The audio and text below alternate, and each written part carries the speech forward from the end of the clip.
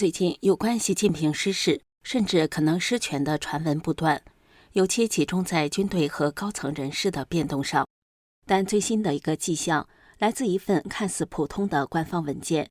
6月中旬，中共中央办公厅和国务院办公厅联合发布的一份文件，经由官媒公开，却悄悄改变了习近平亲自为深圳设定的发展定位。这不仅意味着地方政策方向发生了调整，更在无声之中透露出中共高层权力格局的变化。你好，这里是希望世界要闻透视，我是王真。中共官媒人民日报6月11号刊登了中共中央办公厅和国务院办公厅文件，题目是关于深入推进深圳综合改革试点，深化改革创新，扩大开放的意见。这份文件印发的时间则是在2024年8月30号。中共20大3中全会在去年7月18号召开，那么这份文件是在3中全会开完1个半月后出台的。我们现在知道，习近平的权力在3中全会上被削弱，这份文件的内容恰好反映了习近平被削权的趋势。这份文件的特别之处在于，它直接否定了习近平2020年亲自给深圳的定位，重新给了深圳一个定位，而且要求深圳在新的定位上重新出发。我们需要先讲清习近平当年如何亲自给深圳定位的历史，才能看清6月发布的中办国办文件如何否定了习的定位，也才能说清为什么这个定位的变化反映出习的被削权。原中国大陆媒体人王健先生在他的自媒体节目中讲述了习近平给深圳定位的历史过程。2018年，深圳市委市政府向中央提交了一份报告，报告提出深圳要创建社会主义先行示范区。深圳打造这个报告给中央，其实是习近平的想法，他想用中共改革开放40年的成果来建设习近平的中国式的现代化。于是深圳就被习近平选中作为他设想的试点。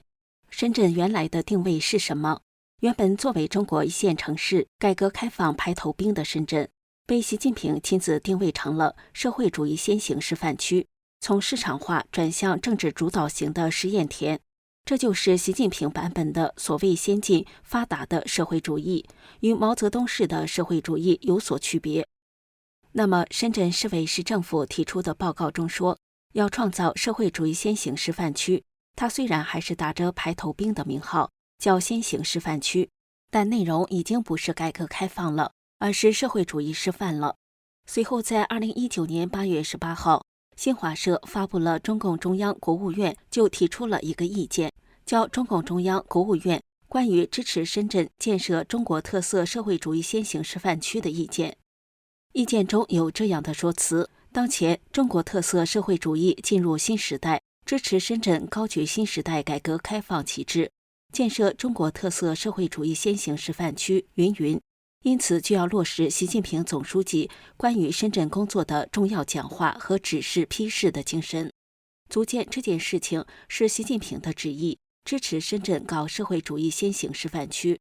到了2020年10月，中共中央办公厅和国务院办公厅就出了一个正式的文件，叫《深圳建设中国特色社会主义先行示范区综合改革试点实施方案2020至2025》。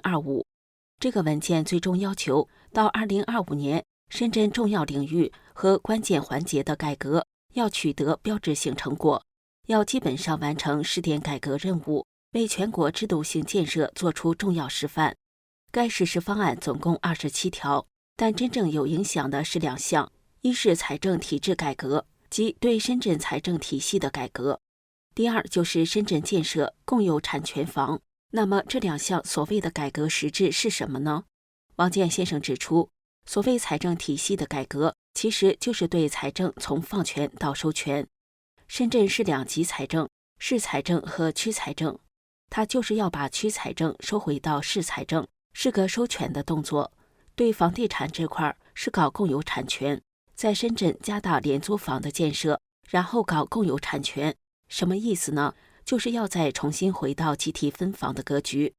因此实质上这两项所谓改革都是内改革。与此同时，习近平还对深圳进行干部配套。2017年调太原市委书记王伟忠到深圳出任市委书记，王伟忠在深圳干了1届。2022年，他又调到广东省当省长，再调包头市委书记孟凡利去深圳当书记。这两人都是能说会道的人，孟凡利还是彭丽媛的山东老乡。随着这两任深圳书记推进社会主义示范区的实施，深圳就被搜刮殆尽。繁华的深圳改变了样貌，经济明显下滑。深圳原来在中国一线城市中都是领跑地位，变成了下滑到在一线城市中垫底。2024年，深圳的 GDP 是 4.3， 在一线城市中排位倒数第一，广州排在第一。深圳经济下滑表现在5个方面：第一，出口疲软，制造业转移，大量工厂从深圳搬走；第二是中美贸易战，全球供应链重组，深圳的电子制造和跨境电商都受到重创；第三是房地产，深圳的房地产跌得很惨；第四是高科技放缓，尽管深圳有中国最大的电子企业，像华为、中信通讯、腾讯等企业；第五就是人口下降，据悉深圳走了100-200万人。2023年，深圳地方财政收入下跌了 2.1%， 这是过去10几年少见的现象。而且深圳卖地收入断崖式的下跌，去年卖地收入只有400多亿，这对深圳这座高科技大城市来说，实在是少得可怜。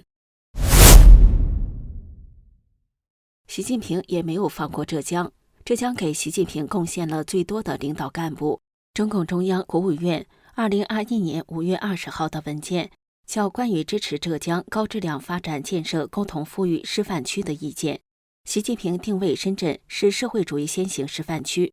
定位浙江是共同富裕示范区。中共的文件说，18大以来，以习近平为核心的党中央如何，为了使全体人民共同富裕，需要选取部分地区先行先试，做出示范。浙江有发展不平衡不充分的问题，但取得了一定成效，具备开展共同富裕示范区的基础和优势。因此，浙江被作为了共同富裕示范区的试点。网见评论指出，习近平基本上把中国经济最发达的2个省拿出来做他的社会主义实验。而这次6月份，中共中央办公厅和国务院办公厅最新给深圳发出的文件，题目变了，叫《关于深入推进深圳综合改革试点深化改革创新扩大开放的意见》。文件不再提社会主义先行示范区了，而是具体落实到了统筹推进落实教育科技人才机制的一体化改革，推进金融、技术、数据等赋能实体经济高质量发展，建设更高水平的开放型经济新体制，健全科学化、机械化、法治化治理模式，没有再提社会主义先行示范区。尽管中共的文件往往充斥着唱高调、用大词的党文化内容，但改变也是明显的。该文件还有一个明显的变化，文件总共15条，通常惯例是把党的领导放在第1条，而这次的文件只在第13条提到了坚持和加强党的权威领导，没有遵循惯例，倒数第3条才提所谓党的领导。6月份文件很明显是在扭转习近平给深圳设定的社会主义先行示范区的定位，同时也是习近平失去某些权力的直接表现。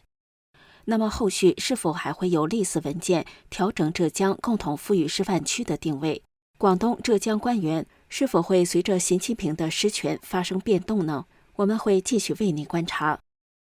这里是希望世界要闻透视，感谢您的陪伴与思考，请订阅、分享并打开小铃铛，一起在动荡中坚守真相，在黑暗中点燃希望。